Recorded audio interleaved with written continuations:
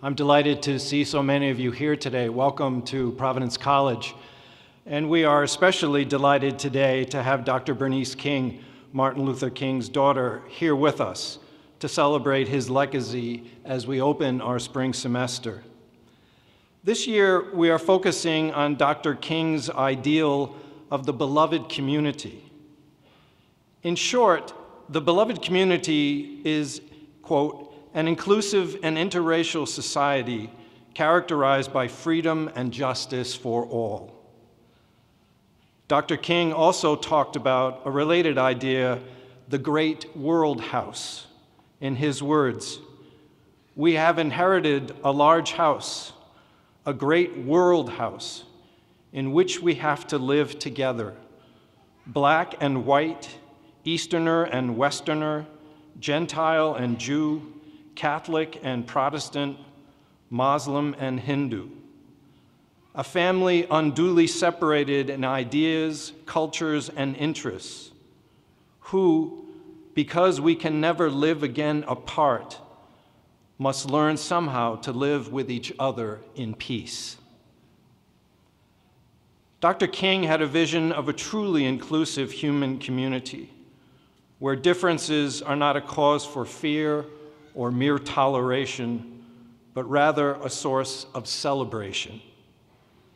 It is a community where all participate equally in the benefits and the burdens of life together.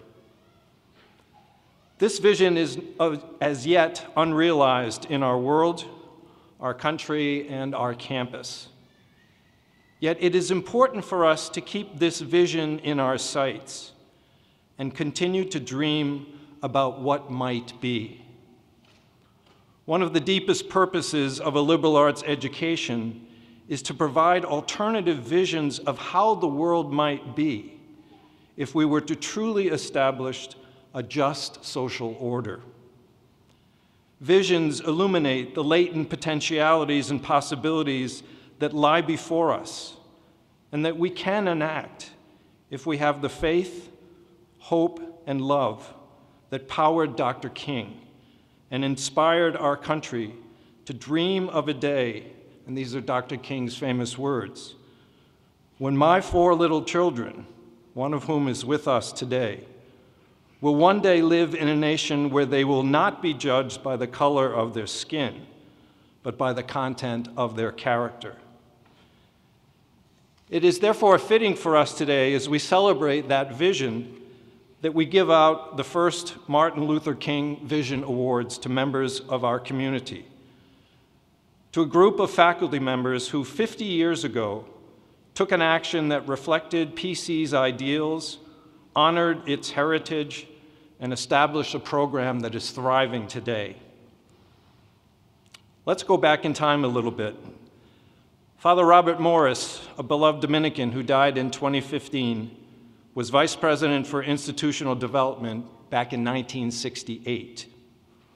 Always a champion of diversity and inclusion at Providence College, he wrote a memo to the President, Father Haas, and other senior administrators recommending the establishment of a pilot program to make PC more accessible to African American students.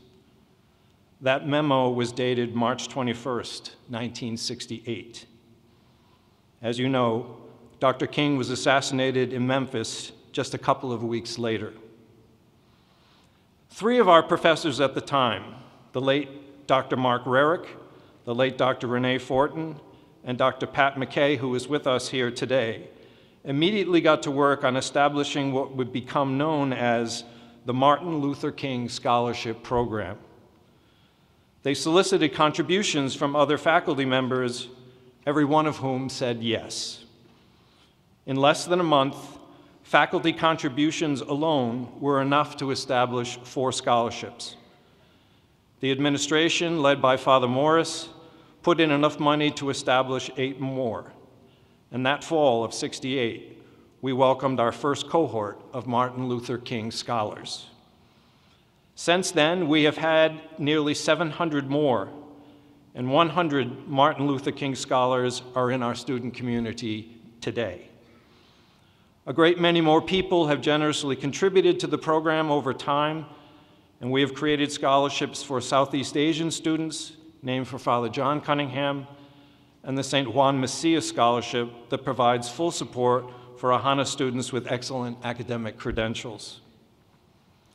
Now, in 2018, the college commits more than $5 million annually to these scholarships, and it is money well spent, an investment in the future through opportunity, just as our founders envisioned. In that March 21, 1968 memo, Father Morris wrote that the program he had in mind would require both an ongoing investment and increased dedication on the part of the faculty involved. Little did he know how ready the college and the faculty were to step up to that challenge and change Providence College by helping make a PC education possible for so many. Moreover, they were setting the stage for the work we continue to this day. Our commitment to equality, diversity, and inclusion remains foremost, and we owe a great deal to those who stepped up in the aftermath of tragedy to create something that would have such a positive ongoing impact. So our first Martin Luther King Vision Award goes to Father Morris, Dr. Rerick, Dr. Fortin, and Dr. MacKay, whom we salute and thank for their commitment to doing good for others. And I would like to first invite Dr. MacKay to come forward and accept this award. Dr. MacKay.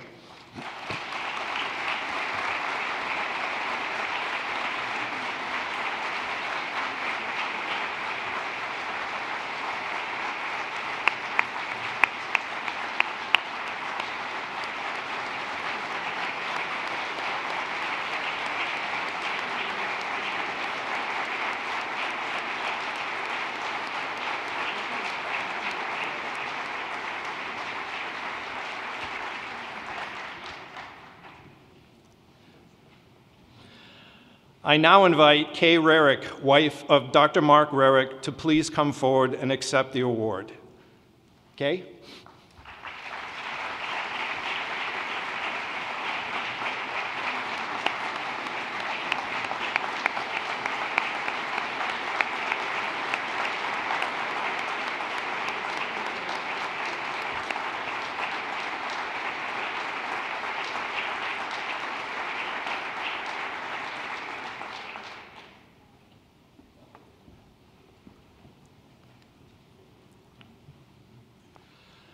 And finally, I'd like to invite two of René Fortin's sons, Frank and David, to come up and accept the award for their father.